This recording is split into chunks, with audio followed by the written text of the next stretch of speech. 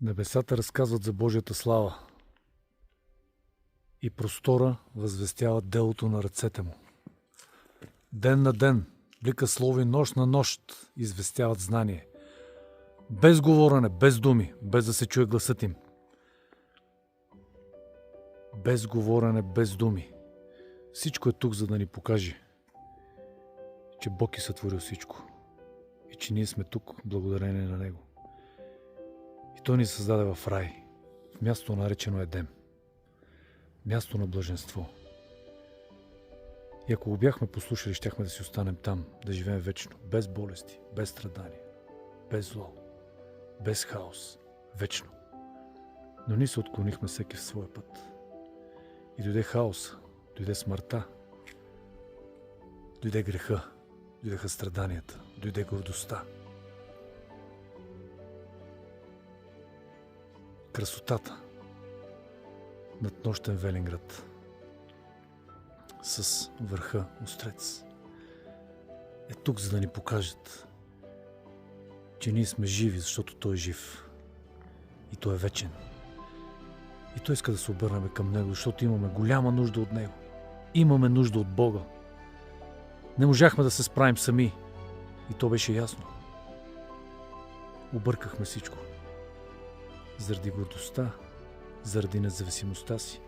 И сега Той иска да се обърнем към Него и да се върнем, защото Той казва: аз дойдох, за да имат живот и да го имат изобилно. Да го имат изобилно. Ден на ден изявява Божията слава. Простора възвестява делото на ръцете му.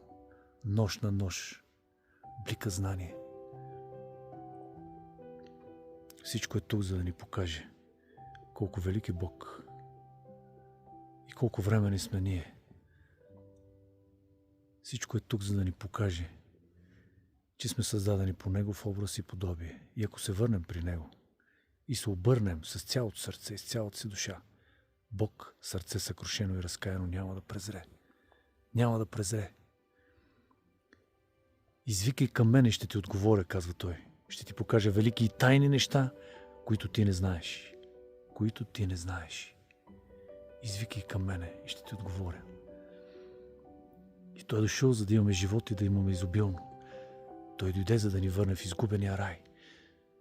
И ако се обърнем към Него с цялото сърце, всичко в този свят, което развалихме, ще разцъфти. Той ще благослови. Защото очите на Господа тичат по целия свят и търсят сърца съвършено разположени към Него, към които да се покаже силен. А ние се уповахме на себе си и на собствената си сила. И видяхме човека и пръс. Човека е само пръс.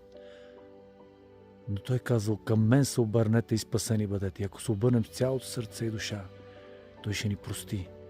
И каквото и да поискаме в Неговото име, Той ще ни даде.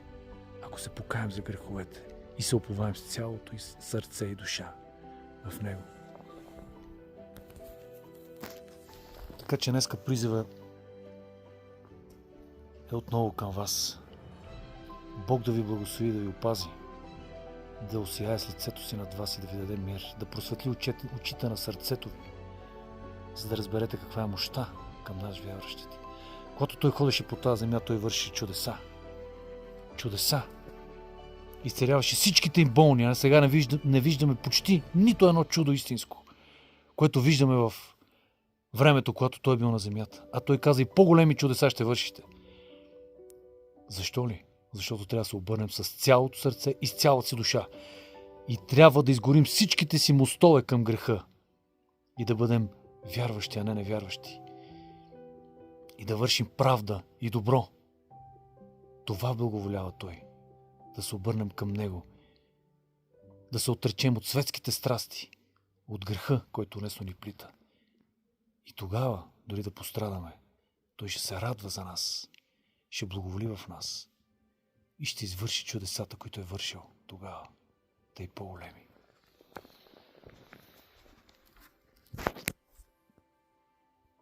Днеска е спасителен ден. Ако чуеш гласа му, не закоравявай сърцето си, както евреите го закоравиха, а се обърни, за да дойдат добри дни и един ден да живееш вечно.